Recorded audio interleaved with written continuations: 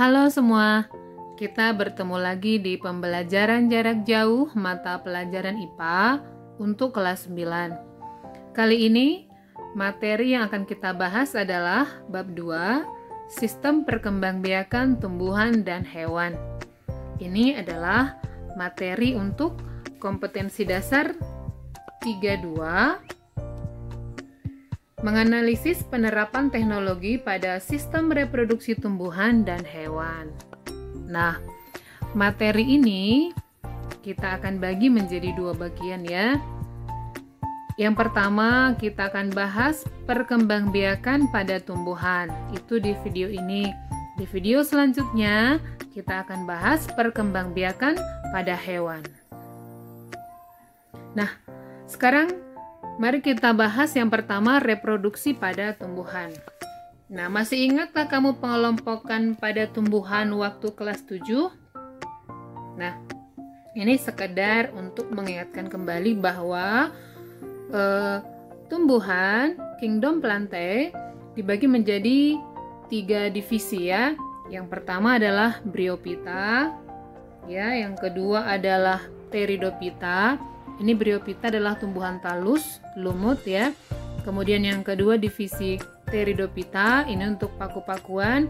Dan yang ketiga adalah divisi Spermatophyta atau tumbuhan berbiji. Nah, Spermatophyta dibagi menjadi 2, tumbuhan berbiji dibagi 2. Ada tumbuhan berbiji tertutup, itu Angiospermae ya.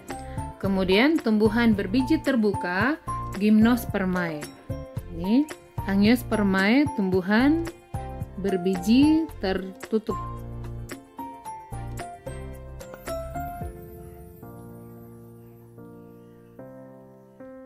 Sedangkan Gymnospermae adalah tumbuhan berbiji terbuka.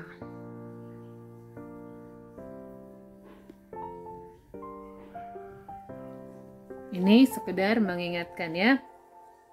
Nah, kita bahas yang pertama, tumbuhan berbiji tertutup ya, Angiospermae. Nah, tumbuhan berbiji tertutup itu disebut karena bakal biji berada dalam bakal buah atau ovarium, atau orang sering bilang karena bijinya ditutupi oleh daging buah ya. Nah, bakal buah ini adalah bagian putik yang membesar, yang tersusun oleh daun buah atau karpel ya. Lalu bakal buah ini nanti selanjutnya akan berkembang menjadi buah, dan bakal biji akan berkembang menjadi biji. Jadi tumbuhan berbiji tertutup dia punya biji dan punya daging buah. Nah, contohnya ada mangga, jambu, nangka, semangka, rambutan, manggis, apel, pepaya, anggur, dan banyak lagi. Contoh-contoh tumbuhan yang termasuk tumbuhan berbiji tertutup. Nah, yang kita bahas itu adalah reproduksinya ya. Bagaimana tumbuhan berbiji tertutup itu melakukan reproduksi, melakukan perkembangbiakan. Jadi ada 2 cara. Yang pertama adalah reproduksi secara vegetatif atau aseksual atau tidak kawin. Yang kedua nanti adalah reproduksi secara generatif atau secara seksual atau secara kawin. Kita bahas yang pertama, reproduksi vegetatif ya. Jadi disebut dia aseksual atau tidak kawin karena tidak melibatkan sel kelamin jantan dan sel kelamin betina untuk menghasilkan keturunannya. Jadi ini harus digarisbawahi, tidak melibatkan sel kelamin jantan dan sel kelamin betina. Nah, apa-apa saja cara reproduksi vegetatif pada tumbuhan?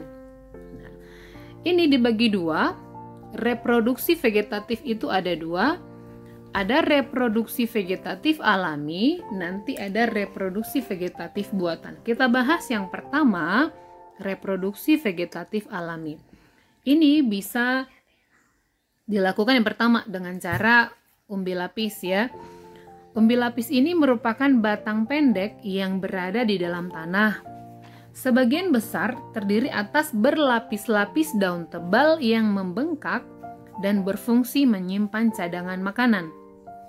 Pada celah daun terdapat tunas yang tumbuh dari mata tunas atau siung. Nah, ini dia contoh tumbuhan yang berkembang biak dengan cara umbi lapis. Bawang ya, bawang merah, bawang putih. Kemudian juga ada tanaman bunga lili, itu juga bunga bakung, itu juga berkembang biak dengan umbi lapis. Yang kedua adalah umbi batang ya. Jadi umbi batang ini merupakan batang yang tumbuh di dalam tanah. Bagian ujung batang ini mengandung cadangan makanan, terutama zat tepung. Hal inilah yang menyebabkan batang terlihat menggembung. Ini contoh tanaman yang berkembang biak dengan umbi batang ya. Jadi pada beberapa tempat di permukaan umbi batang terdapat sisik ya. Pada sisik tersebut terdapat ketiak sisik di mana kuncup-kuncup sisik berada. Sisik dan kuncup-kuncup sisik akan membentuk mata tunas yang tumbuh menjadi individu baru. Ya, contohnya kentang ini ya. Kemudian yang ketiga adalah umbi akar. Umbi akar merupakan akar yang menyimpan cadangan makanan. Apabila di bagian akar ini terdapat sisa batang, maka umbi tersebut dapat berfungsi sebagai alat perkembangbiakan. Ya. Jadi contohnya bengkuang, singkong, wortel, lobak. Nah, tapi tidak seperti umbi lapis dan umbi batang. Umbi akar ini tidak menghasilkan individu baru. Ya. Kecuali terdapat sisa batang, maka umbinya bisa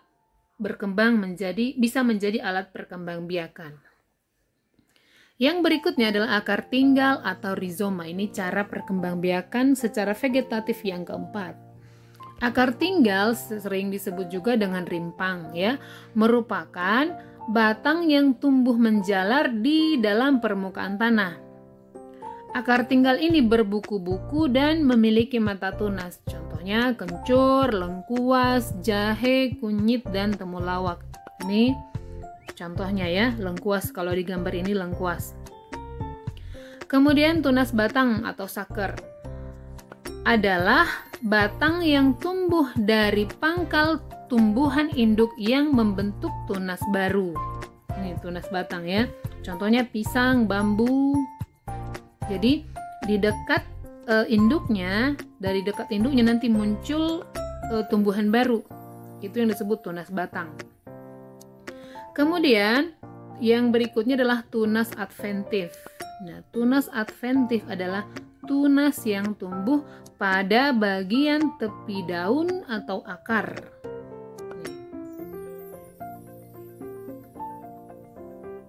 Ini contohnya pada tanaman cocor bebek ya. Di tepi-tepi daunnya tumbuh tunas-tunas baru. Nanti kalau akarnya ini melekat ke tanah, tumbuhlah dia jadi tanaman yang baru.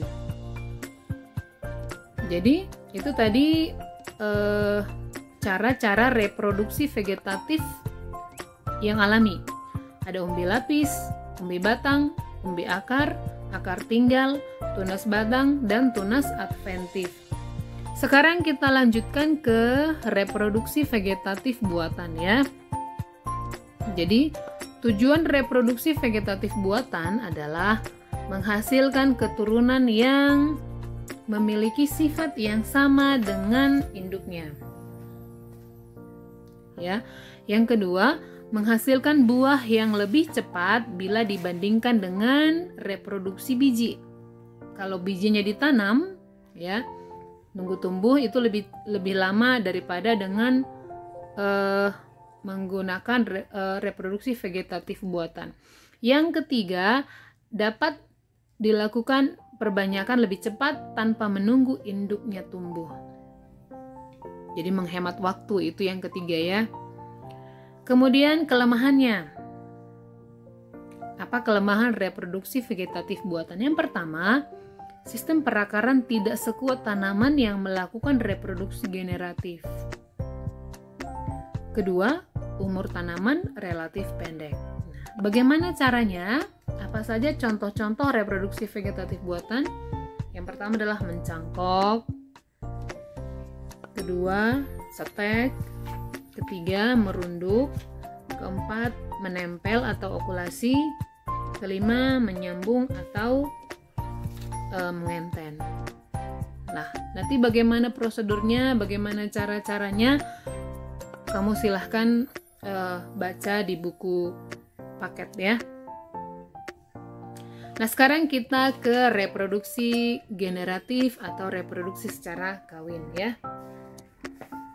Jadi selain melakukan reproduksi vegetatif, tumbuhan juga dapat melakukan reproduksi secara generatif ya, yang melibatkan peleburan sel kelamin jantan dan sel kelamin betina. Nah, sekarang kita harus tahu pada bagian tumbuhan yang mana sel kelamin jantan dan yang mana sel kelamin betina, karena di video sebelum ini yang kita bahas adalah sel kelamin jantan dan betina pada manusia ya.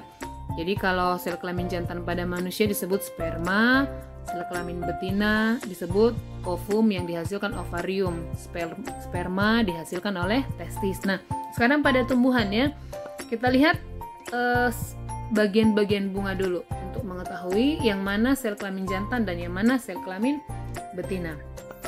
Jadi bunga ini merupakan alat reproduksi pada tumbuhan, alat reproduksi generatif pada tumbuhan, karena disinilah terdapat alat kelaminnya. Ya, mari kita kenali bagian-bagian bunga. Bagian yang pertama adalah tangkai bunga. Ya, disinilah tempat berdirinya, melekatnya bunga. Kemudian ada kelopak bunga. Kelopak bunga berfungsi melindungi bunga ketika dia masih kuncup. Berikutnya adalah mahkota bunga. Ini adalah bagian yang berwarna-warni. Fungsinya melindungi kepala putik, dasar putik, tangkai putik. Fungsi berikutnya adalah menarik perhatian serangga. Kemudian bagian yang berikutnya adalah ini dasar putik. Biasanya ini bagian yang menggembung pada bunga. Kemudian tangkai putik dan kepala putik. Nah, semuanya kita sebut sebagai putik. Inilah yang berfungsi sebagai alat kelamin betina. Jadi sel kelamin betinanya di sini. Ini alat kelamin betinanya. Ya, kepala putik ya. Putik-putik itu terdiri dari kepala putik, tangkai putik, dan dasar putik. Kemudian ada yang sering kita sebut benang sari. Nah, benang sari itu terdiri dari kepala sari dan tangkai sari. Ya, inilah yang berfungsi sebagai alat kelamin jantan. Jadi, benang sari itu adalah sel kelamin jantan, alat kelamin jantan, dan putik adalah alat kelamin betina. Inilah makanya disebut bunga merupakan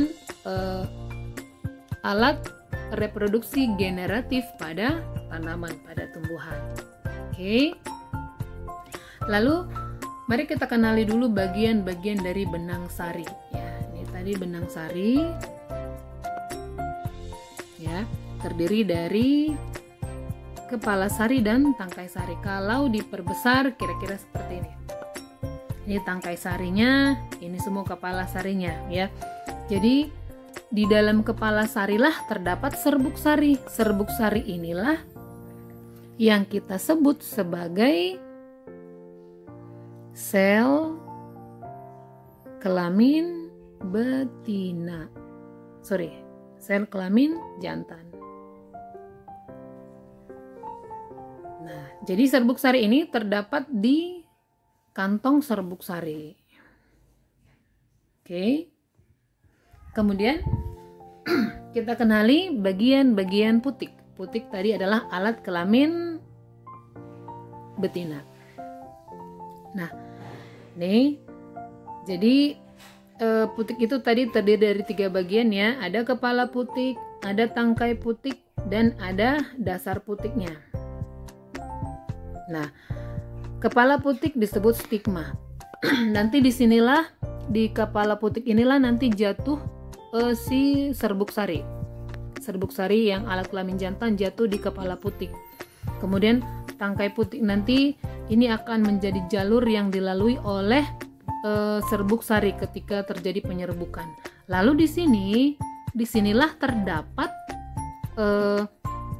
sel telurnya, sel ovumnya di dalam bakal buah atau bakal biji ini.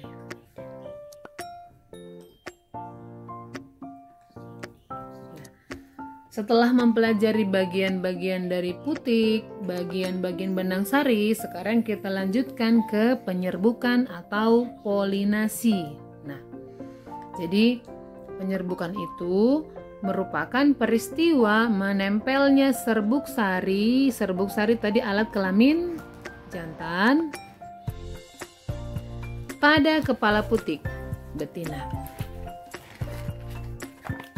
Saya ulangi. Penyerbukan merupakan peristiwa menempelnya serbuk sari pada kepala putik. Nah, penyerbukan ini dapat terjadi dengan perantara atau tanpa perantara. Kalau begitu, mari kita lihat ya. Jenis-jenis penyerbukan dengan perantara. Jadi ada 4 ini. Ada anemogami, jika perantaranya adalah angin. Ciri-ciri tumbuhan atau bunga yang penyerbukannya dibantu oleh angin. Oke. Ciri-ciri tumbuhan yang penyerbukannya dibantu oleh angin. Yang pertama, bunganya berukuran kecil. Kedua, tidak menghasilkan nektar atau madu. Ketiga, memiliki banyak serbuk sari. Kepala sari besar, tangkai sarinya panjang. Yang terakhir, kepala putiknya berbulu dan terdedah keluar. Ya, contohnya alang-alang, jagung, itu contoh-contoh tanaman yang penyerbukannya dibantu oleh angin. Yang kedua, penyerbukan dengan perantara hewan disebut zoidiogami. Ya. Ciri-ciri tanaman yang penyerbukannya dibantu oleh hewan, yang pertama, warna mahkota mencolok ya. Warnanya cerah-cerah. Kemudian memiliki aroma atau bau yang wangi.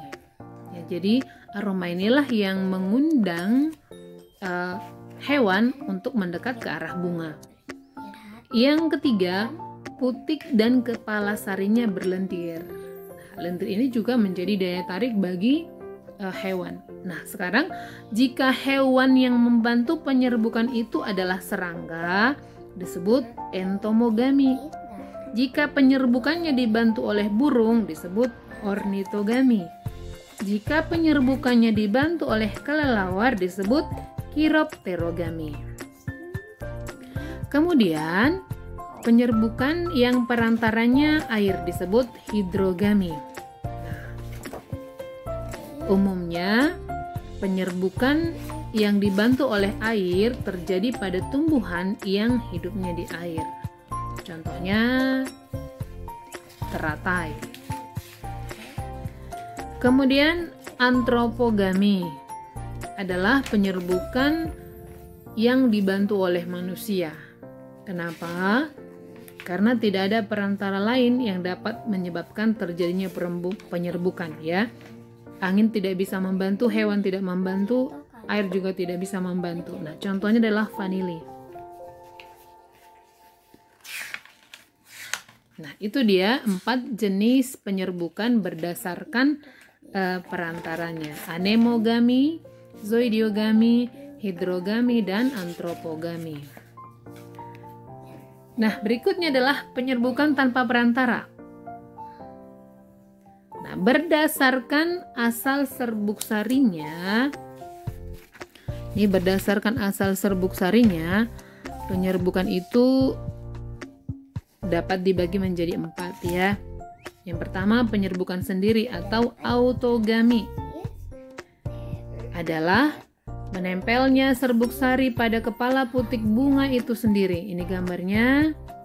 Jadi serbuk sari dari bunga itu sendiri jatuh ke kepala putik bunga itu sendiri, disebut autogami.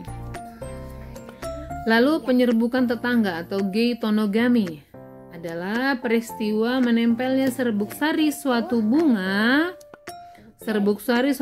menempel pada kepala putik bunga yang lain yang masih satu pohon. Nih, satu pohon. Jadi serbuk sari dari bunga ini jatuh ke bunga ini, ke kepala putiknya, tapi mereka satu pohon ya. Yang ketiga, penyerbukan silang alogami adalah peristiwa menempelnya serbuk sari suatu bunga yang berasal dari tanaman lain yang sejenis. Jadi ada dua tanaman, tanamannya sama jenisnya. Jadi jika serbuk sari dari tanaman A yang ini sejenis ya, jatuh ke kepala putik tanaman B, itu disebut penyerbukan silang atau alogami. Kemudian yang terakhir adalah penyerbukan bastar atau hibridogami. Adalah peristiwa menempelnya serbuk sari suatu bunga pada kepala putik bunga yang berasal dari tumbuhan beda varietas ya. Mereka hanya beda varietas, contohnya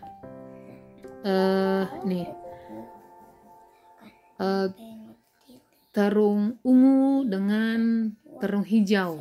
Nah, itu kan sama-sama terung ya, tapi varietasnya berbeda. Jadi jika serbuk sari dari bunga ini jatuh ke kepala putik bunga ini, terjadilah penyerbukan bastar. Nah, itu dia 4 jenis penyerbukan berdasarkan asal serbuk sarinya. Ini tanpa perantara ya. Nah, setelah terjadi penyerbukan, lalu diikuti dengan pembuahan ya. Sekarang ada pertanyaan, apakah proses pembuahan terjadi pada kepala putik? Nah, di sinikah terjadi proses pembuahan? Yang tadi semuanya putik ya. Ada kepala putik, ada tangkai putik, ada dasar putik, bakal buah, bakal biji. Nah, apakah penyerbukan itu terjadi di kepala putik? Apakah pembuahan itu jatuh di kepala putik, berlangsung di kepala putik? Nah, ternyata setelah proses penyerbukan, menempelnya serbuk sari di atas kepala putik, ya, serbuk sari yang menempel pada kepala putik akan membentuk buluh serbuk sari ini. Ketika serbuk sari menempel pada kepala putik, akan membentuk buluh serbuk sari yang berasal dari dinding selnya. Buluh serbuk sari akan terus memanjang, ini yang putih ya, akan terus memanjang menuju bakal biji melalui tangkai putik. Ini. Kalau diperbesar jadi ini dia. Nah, pada awalnya serbuk sari terdiri atas 2 buah sel. Awalnya dia 2 buah sel. Nih ya. Ada inti vegetatif dan inti generatif. Ya, atau kita sebut sel vegetatif dan sel generatif. Sel vegetatif berfungsi melindungi inti generatif dan menuntun jalannya menuju bakal biji. Jadi yang di depan itu adalah inti vegetatif. Ini vegetatif, ini generatif. Yang menuntun adalah si vegetatif. Nah, sementara itu di perjalanan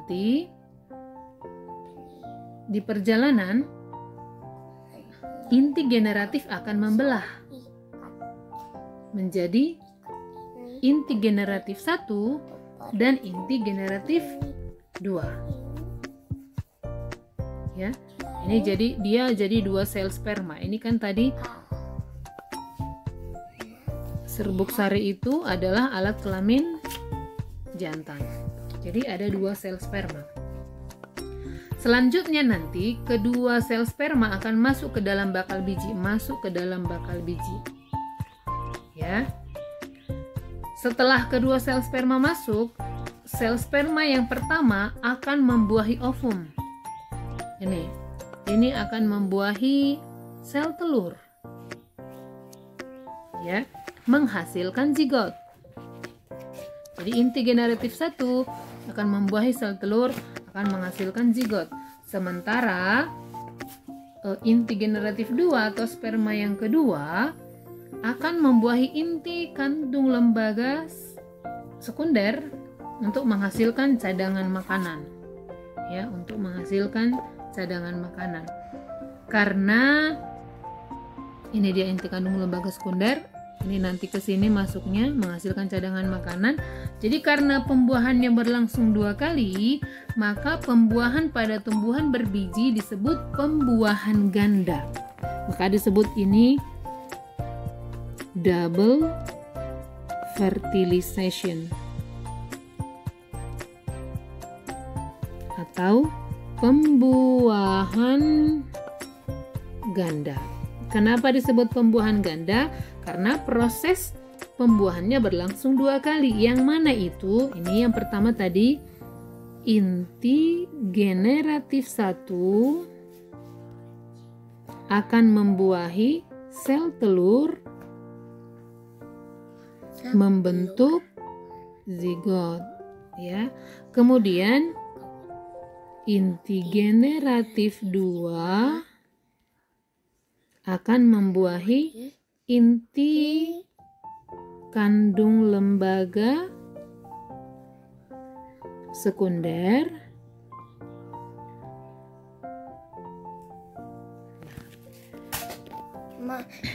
menghasilkan cadangan makanan.